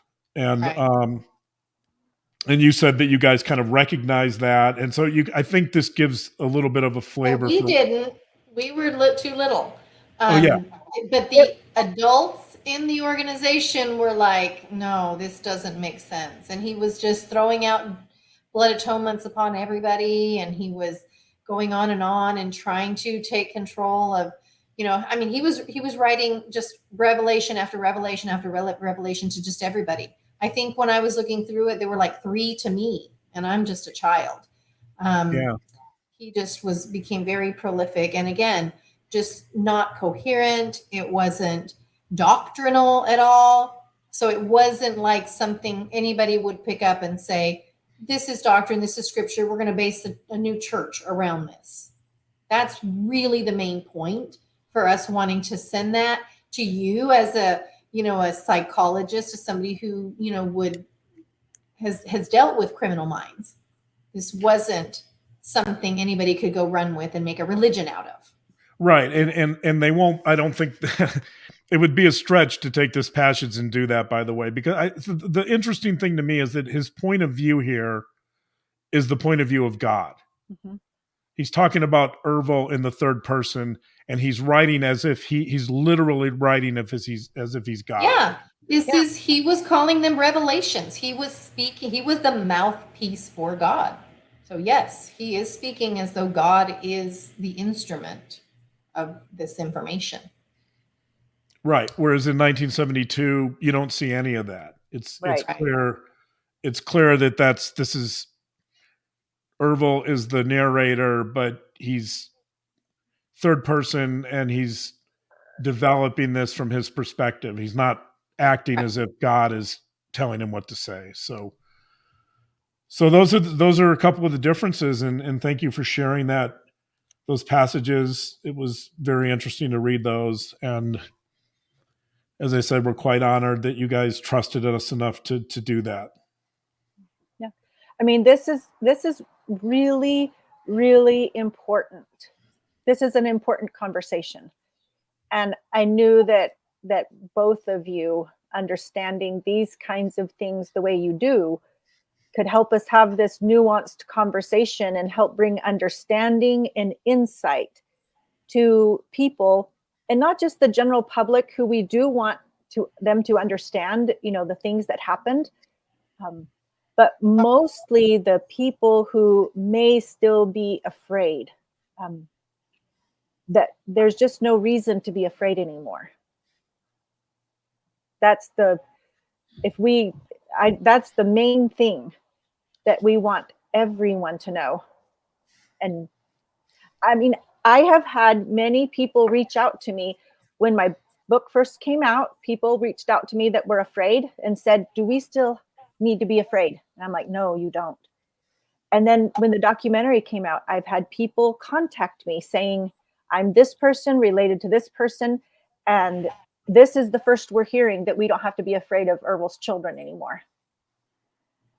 And the way the documentary ended, you know, the lady that the director and executive producer Sarah Mast, she told us that, you know, there's things about it that we are going to interview other people and they're going to have a different perspective than you, and we had understood that. But she goes, you have my word that I will give you the last word on this. And she did. And she did. The final words on the screen, you know, that all of Ervil's children have disavowed his doctrines and teachings.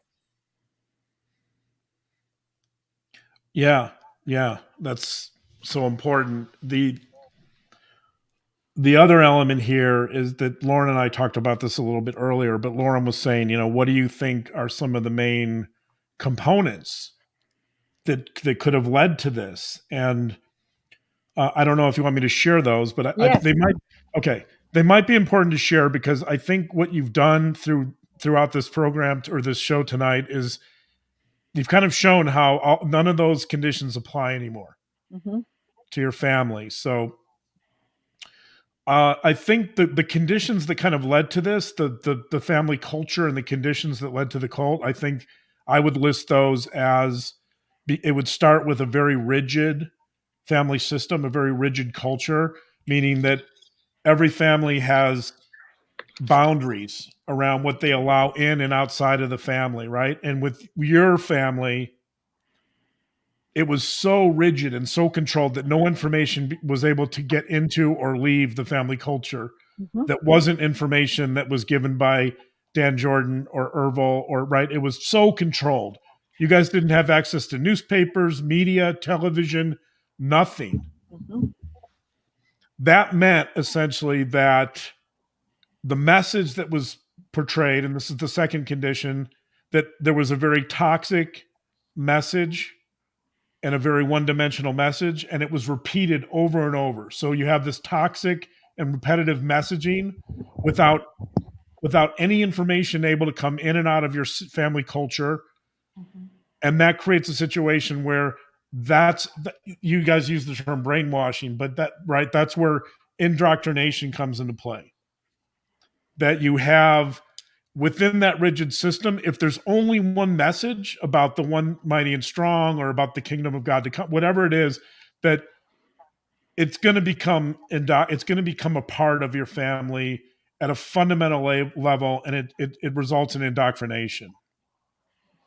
And in that environment, what psychologists sometimes call enmeshment, meaning that the family is because the culture is so rigid and closed that all the members essentially believe the same things. They don't deviate. You guys said this in the documentary, that there were no challenges, there were no questions, right? You guys if you didn't believe this, you were threatened. And so within this rigid family system with repetitive and toxic messaging, you get this extreme enmeshment where you all believe the same thing, you're all on the same page, you all have the same identity, and if you deviate at all, you're ostracized or maybe even killed. And then the final excommunicated. Okay, excommunicated, right? Like Joel. And then the final component would be this extreme fear. That if you live in an environment of, the term you guys used in the documentary was constant fear, it really drives that repetitive and toxic messaging, it drives it home. Because you're always on alert. You're always on edge. And you begin to, it really makes that message stick at a very primitive level. And so that creates a lot of compliance. It creates a lack of reflecting on your situation. To put it bluntly, it creates a situation where you can have child soldiers. Right. Because there's absolutely no attempt to rebel or question or challenge authority in that type of environment. So I think you have all those components And then, I think also you can throw in this idea that, you guys talked a lot about in the documentary about how you kept thinking that you guys were, to quote you guys, you were building the kingdom of God, right? You were the children of God. You were trying to create, in spite of all your suffering and pain and everything, all the trauma you were going through, you still had this hope of this utopia and this kingdom of God that you were all working towards. And that kept you even more compliant. So I think I see those 5 conditions as really coming together and creating this environment that was, well, let's say deadly, right? It was so traumatic and horrible, and eventually led to all of the horrible things that happened. So, I think the reason this is important to talk about is because I could go through every one of these and show, based on what we've discussed tonight, that none of these apply anymore to your family. Correct. That's right. Everybody has free thought. We run the spectrum on beliefs, all the way from solid atheist to Christian to some that maybe even still believe in polygamy. Very few, but those that do allow their children to make their own decisions. There's no more force. We have different political views, religious views, and everybody's free to think what they want to think. Right. So just to go through these conditions and talk about how they've changed, your family system is not closed anymore. It's open. There's no toxic, repetitive messaging about how people have to be or what they have to do. That's changed. So there's an open discussion of ideas. There's no longer extreme enmeshment, meaning that everyone has to be the same person. Essentially, you let people have their own identities, live their own lives, do their own things. There's no longer this extreme fear. That you've created a family culture now of security. And so you've really gotten rid of that fear, as you just said, Anna. And as far as like this idea of utopia, I mean, essentially, if you get rid of those other 4 conditions, your utopia is going to be based on whatever, people want it to be. It's not going to be one. It's not going to be one thing. Right. We've been able to create the lives that we can be proud of. Yes. And so I think it's important to talk about those conditions that led to all these crimes and to all this pain and trauma, because those conditions do not apply to your family anymore. Correct.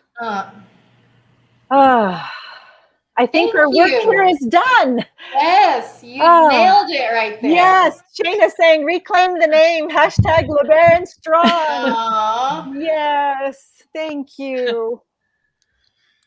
That is our message tonight. Yeah. Where are the documentary people when we need them? I know. Yes. Yeah. There you go. Ozzy Tad is saying they have such a healthy sounding family now, considering the beginning. It's amazing. Yeah. One of the things that I love to talk about and say is that we're just like every other family in America. When we get together, we do not talk about politics or religion. Right. So you still have Thanksgiving with each other. Yes. I mean, there's no way to get us all together. Like that's a fantasy. You have our sibling reunion, though. We have our moms, some of our moms' core children. And then the other part that I think is just morbidly funny or grave humor. I don't know how to talk about it, but I remember the first time we went to a funeral where someone died of natural causes. And it was like, we're all looking at each other like, oh my gosh, what is happening here? Wow. How do we have to go to a normal funeral? This is a normal thing that people do. And we've been to weddings now, monogamous weddings. Hello, and we get together at these events and it's like no politics and religion. One of our sisters graduated from nursing school. And it took her many, many years, but she literally had to learn to read to go to nursing school, like literally. So overcame every obstacle and finally graduated, and we all showed up to celebrate her accomplishment, which I'm still so proud of her. And at that thing, we're saying, no politics and religion, everyone, But but we got together, and we do get to have these events that normal people get to have. And it's just it's been a long road. It's taken us a long time. Yeah. I can't get over that. You guys are, the LeBarons have come so far. You're celebrating funerals where it's natural causes and marriages where it's monogamous. That was a great summary. That was a great the things we take for granted, I guess, is what I gathered from that. Yeah. We get the normal stuff now. Right. Yes. And we get to celebrate it. And I think we appreciate it more than most people. Because again, we were separated so much as children. And I'm emotional again. Oh, safe space. It's okay. We're grateful for you. We're grateful for you. You know, we had John, we had plans to delve into the comparisons with Daybell. We had plans to have you guys ask us questions, but you know, we've been live now for over 2 hours, and perhaps maybe we just need episode 2. Yes, I am all for episode 2 where we talk about the whole Daybell thing. There we go. There we go. Put it on the calendar, but only if your people want us to do that. Well, let's ask him right now. Do you guys want Anna back to talk Daybell? I know Celia too, but Celia, you don't know as much about the Daybell case. I'm not an expert like Anna is on the Daybell. Yeah. I'm not even an expert. I've just watched all the stuff you guys have put out. And well, then you're an expert, because I'm going to say I literally listened to the entire trial of Lori Vallow Daybell. Well, you're an expert then. Yeah, I listen to the podcast, but that's it. Okay. Yeah, I don't think Daybell's going to fit at this point. But no, we had a different purpose, and it was, I think, one thing, you know, is to the importance of, as they said, hashtag reclaim the name, and to let people know that this was 30 years ago. Yeah. Thank you. Thank you for sharing. We are on the right track now. Yes. And I love that story of you taking back your LeBaron name too, Celia. Yeah, I think we'll definitely, Anna, if you're interested, we'll invite you both back. But if you want to talk about Daybell, we'll look forward to having you back to discuss it. Well, I know that Celia will be able to talk about the doctrine of Ervil LeBaron, the way it relates and all that, better than I would. So she is more of an expert on that. I was a little more brainwashed. Yeah, so she would be welcome to be part of that discussion, because I know that she'll get it righter. Right. More correct. I don't know. I can't even words now. I'm so discombobulated. Super late over here. It's been 2 hours. Yeah. Oh, it seems like everybody's a unanimous yes, as far as I can tell here. Okay. All right. Yeah. That's sweet. You're definitely invited back. So I if it's okay with you guys, I want to wrap this up, but I'm going to go back. So again, like at the end of the documentary, that question was asked, and I kind of threw it out there for you guys earlier, but I want to give you guys a chance to answer it now. And that the question was, again, what does it mean to be a LeBaron? Would you guys mind taking a shot at that, each of you? Well, at the end of the documentary, I don't know who came up with these facts that there's over 7,000 LeBarons in the Americas. So yeah, I saw that. That's a lot of LeBarons, and a lot of hardworking people. A lot of people. I mean, I think LeBarons that are my family, hardworking, good work ethic has been instilled in us. Smart, intelligent, good, kind, wanting to do good in the world and make the world a better place.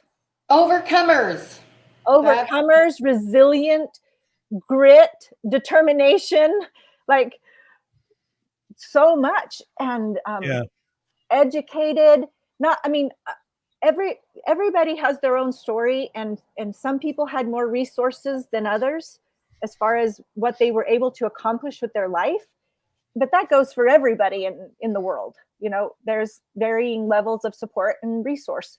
So, but for the most part, you know, you run into LeBarons and you see things online. I remember the year that there was a group of LeBarons that not probably distant related to us that were singing beautifully. Oh, really beautiful singers, yes. Beautifully singing, and it just went viral. And I kept over and over people saying, are you these relatives? Are these relatives? And I just want to say that there's a beauty to being a LeBaron that we've had to overcome a lot of odds, but the beauty that we're creating in the world today is absolutely goodness defined. And I will go with her definition. Okay. So I'm just going to reiterate that. I love that line, Anna, about there's a beauty to being a LeBaron. Let's finish with that. I can't say it any better than that. So thank you guys for joining us. Thank you for being so open and honest and transparent about everything and sharing so much and letting us have those writings. I could go on and on, but we really, really, really are grateful. I am. I'm sure Lauren is too, but we're so grateful. Yes. And hopefully we can get you guys back. Thank you. I'll be happy to come back. This will be my third time, which yeah. Right, yeah. Third time, right. Third time. You watch again. I'm here for it. Anna's book is incredible. I recommend it to anyone if you want to know the full story, the basics of the story. There it is, A Polygamist Daughter. The Hulu documentary is on Hulu. And for those saying, oh, I wish I could watch, I don't have a Hulu account, I'll give you a tip. A month free membership. Yes. And it's on Disney Plus now too.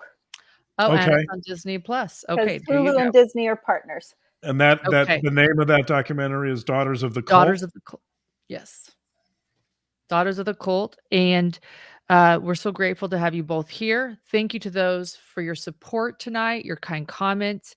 Thank you for those that join our Patreon, patreon.com/hiddentruecrime. Thank you for your likes. Please like this. You know, we always say that to help like our videos for John and me. It is true. It is no secret that it helps the algorithm gods out there when you give this video a thumbs up. But I think in this situation, in this case, I also want to point out that the message that Anna and Celia wanted to share tonight is important to them, and to reclaiming their name and to sharing their story. And so if you like it, you help them share this important story to them about their family and about their name and about what they've overcome. So thank you for liking or giving this video a thumbs up, and thank you for your comments. I have about 30 pinned questions, 30 starred questions that I was going to pull up, but clearly we've gone over time tonight, so we'll share that. We'll leave that for next time too. So we'll go into Daybell, and then we'll do a few questions. If anybody else has any more questions, leave them in the comments of this video, and we will see them all. So, good night. Thank you, everybody. All right. Good night. Thank you, guys. Good night, everyone. Thank you.